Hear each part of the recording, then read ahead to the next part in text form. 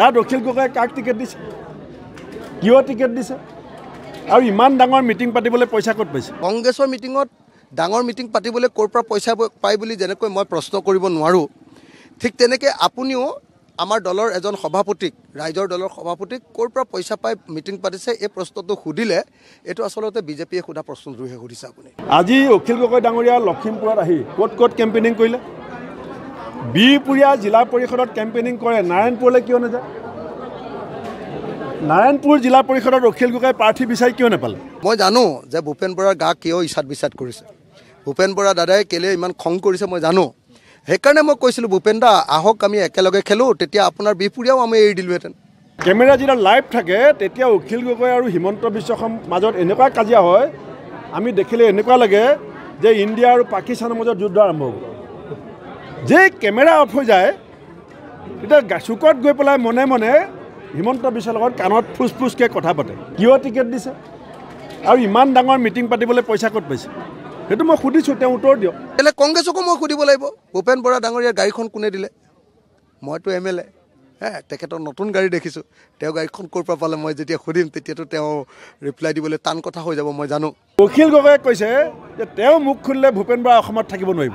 মই আপোনালোকৰ আগত কৈছোঁ, মোৰ বিৰুদ্ধে যি আছে মই অসম এৰি নাযাওঁ, তেওঁ কৈ দিয়ক যে ভূপেন বৰাৰ বিৰুদ্ধে মোৰ এইকেইটা অভিযোগ আছে, মই মানি ল'ম।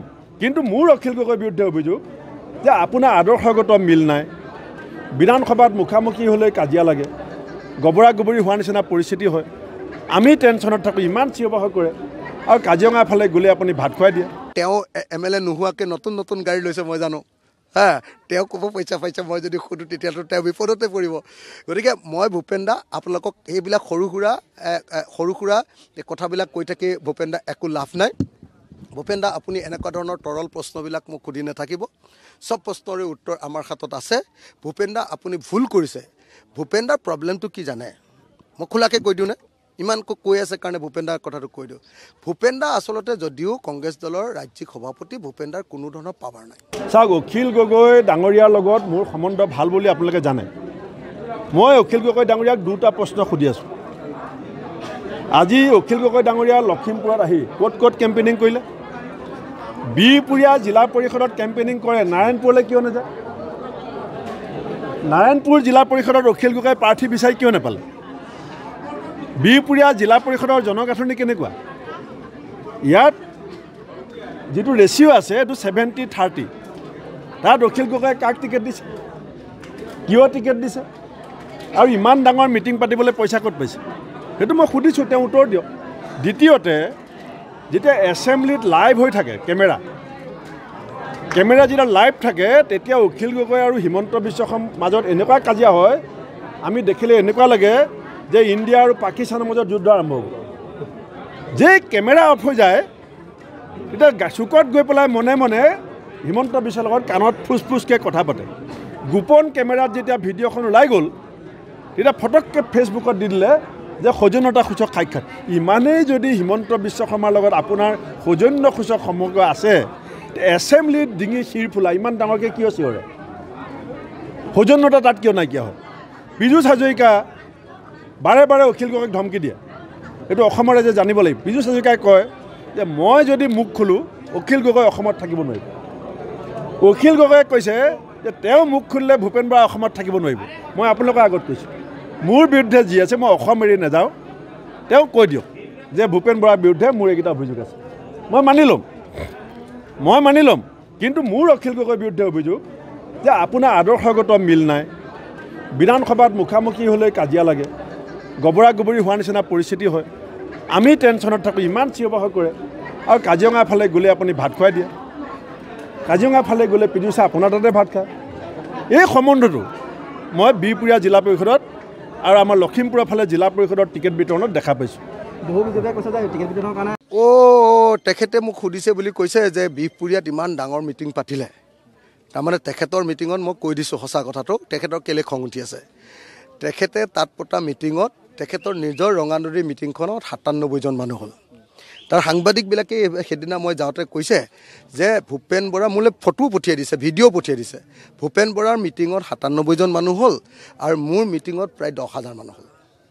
হ্যাঁ আৰু তাত আপোনালোকে সকলোৱে জানে যে সেই মিটিঙত 1 টকাও মই খৰচ কৰা নাই 1 টকাও তাৰ যদি কেণ্ডিডেটে কিবা খৰচ কৰিছে মই নাজানো কিন্তু সেই তাত যিটো সংখ্যালঘু এলেকাৰ হেৰি তাত তাৰমানে ৰাইজে নিজে নিজে ইলেকশ্যনৰ মিটিংবিলাকলৈ আহে তাত মানুহে পইচা খৰচ কৰিব নালাগে 1 টকাও খৰচ কৰা নাই তাত যিমানকেইখন আচলতে মই জানো যে ভূপেন বৰাৰ গা কিয় ইছাদ বিচাদ কৰিছে ভূপেন বৰা দাদাই কেলে ইমান খং কৰিছে মই জানো সেইকাৰণে মই কৈছিলোঁ ভূপেন দা আহক আমি একেলগে খেলোঁ তেতিয়া আপোনাৰ বিহপুৰীয়াও আমি এৰি দিলোহেঁতেন আপোনাৰ আমি কি কয় ৰঙা নদীও এৰি দিলোহেঁতেন আপোনাক আমি নাওবৈচাও এৰি দিলোহেঁতেন আপোনালোকেহে নেখেলিলে তাত আমি যোৱাবাৰ 1400 ভোটত হাৰিছোঁ গতিকে তাততো আমি কেণ্ডিডেট দিমেই তো 1400 ভোটত হৰাৰ পাছত আপোনালোকৰ MLA জন জিকিছিলে আপোনালোকৰ MLA জন কোনোদিন তালৈকে নাযায় গতিকে তাৰ মানুহবিলাকে এইবাৰ আমাক জিকাম বুলি কৈছে সেইকাৰণে ভূপেন বৰা ডাঙৰীয়া কংগ্ৰেছৰ মিটিঙত ডাঙৰ মিটিং পাতিবলৈ ক'ৰ পৰা পইচা পায় বুলি যেনেকৈ মই প্ৰশ্ন কৰিব নোৱাৰোঁ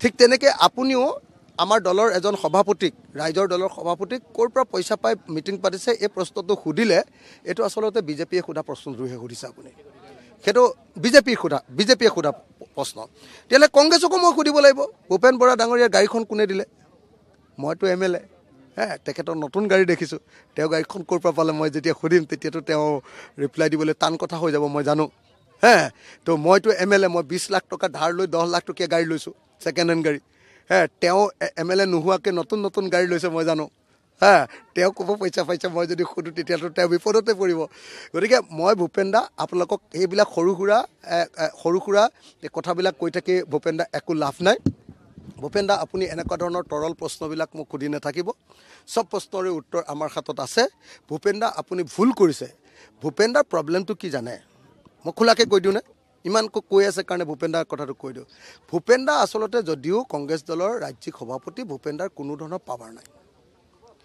ভূপেন দাই আমাৰ শিৱসাগৰ সমষ্টিত জিলা পৰিষদ দুটা কেইটামান আমাক এৰি দিবৰ কাৰণে নিৰ্দেশ দিলে জিলা সভাপতি ভূপেন দাক লেঠু দেখুৱাই দিলে জিলা সভাপতিয়ে কংগ্ৰেছৰ মঞ্জিৰ গগৈ তাৰপিছত আকৌ মঞ্জিৰ গগৈয়ে ক'লে যে মোক ক'লে নহ'ব আপুনি হেৰিয়াক কওক কি গগৈ এজন আৰু এজন আছে নহয় এই মোৰ এগেইনষ্টত যে ইলেকশ্যন শুভ্ৰমিত্ৰ গগৈক কওক শুভ্ৰমিত্ৰ গগৈক যেতিয়া ভূপেন বৰাই ফোন কৰিলে শুভ্ৰমিত্ৰ গগৈয়ে ভূপেন বৰাক দম দি দিলে শুভ্ৰমিত্ৰ গগৈ তেওঁ কোনো পদতে নাই ৰাজ্যিক সভাপতিক দম দিলে কেনেকৈ দম দিব পাৰিলে তাৰমানে গৌৰৱ গগৈৰ লগত শুভ্ৰমিত্ৰ গগৈ থাকে আৰু গৌৰৱ গগৈয়ে শুভ্ৰমিত্ৰ গগৈক কৈ দিছে যে অখিল দাক চিটকেইটা এৰি নিদিবি অখিল দাক চিটকেইটা এৰি দিলে অখিল দা যদি জিকি যায় তাৰ দামটো বাঢ়ি যাব 26ত আৰু আমি বেছিকৈ চিট এৰিব লাগিব সেইকাৰণে গৌৰৱে তলে পলিটিক্স কৰিছে আৰু ভূপেন দাই বিচৰা স্বত্তেও সেই কামটো আমাক শিৱসাগৰত চিটটো বুজাবুজি কৰাই দিব নোৱাৰিলে শিৱসাগৰত চিটটো বুজাবুজি কৰি দিব নোৱাৰিলে কাৰণে আমি ৰঙা নদীটো চিটটো এৰি নিদিলোঁ আৰু ৰঙা নদীত যেতিয়া চিটটো এৰি নিদিলোঁ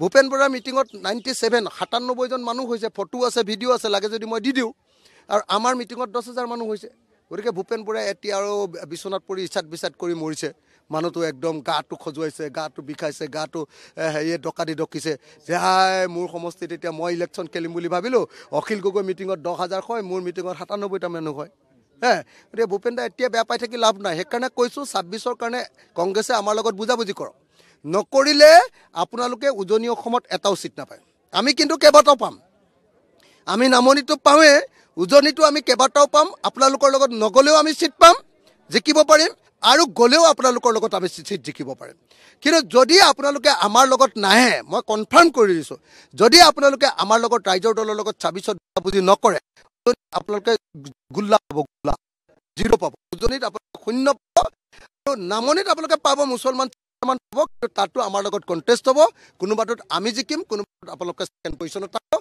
আৰু অৱশেষত আপোনালোকৰ এই কেৰাটালিৰ কাৰণে আপোনালোকৰ এই দুৰ্বুদ্ধ হাতৰ কাৰণে বিজেপি জিকি যাব তাৰ ফলত সেইকাৰণে বাৰম্বাৰ এইবিলাক প্ৰশ্ন কৰি নাই মই প্ৰশ্ন কৰি আপুনি বাহিৰলৈকে ওলাব নোৱাৰিব মই আৰম্ভ কৰিম ভূপেন বৰাক ভূপেন বাহিৰলৈকে ওলাব নোৱাৰিব ভূপেন বৰাৰ ক্ষমতাসীন একেবাৰে তেওঁৰ দলৰ মানুহে একো কথা নুশুনে তেওঁ আমাৰ শিৱসাগৰত বুজাবুজি কৰাই দিবলৈ ল'লে উল্টাই শুভ্ৰমিত্ৰ গগৈ আৰু মঞ্জিৰ গগৈ ভূপেন বৰাক দম দিলে কাৰণ গৌৰৱ গগৈ তেওঁলোকৰ লগত আছে গতিকে এই মুহূৰ্তত মই সেইকাৰণে ভূপেন বৰা ডাঙৰীয়াৰ প্ৰশ্নবিলাকৰ কোনো উত্তৰ দিব লাগে বুলি নাভাবোঁ তেখেতে সুধিছে কাৰণে কৈ দিলোঁ ভূপেন দা বুজাবুজি নকৰিলে ৰঙা নদীৰ নিচিনা আপোনাৰ পৰিস্থিতি বিধানসভাতো হ'ব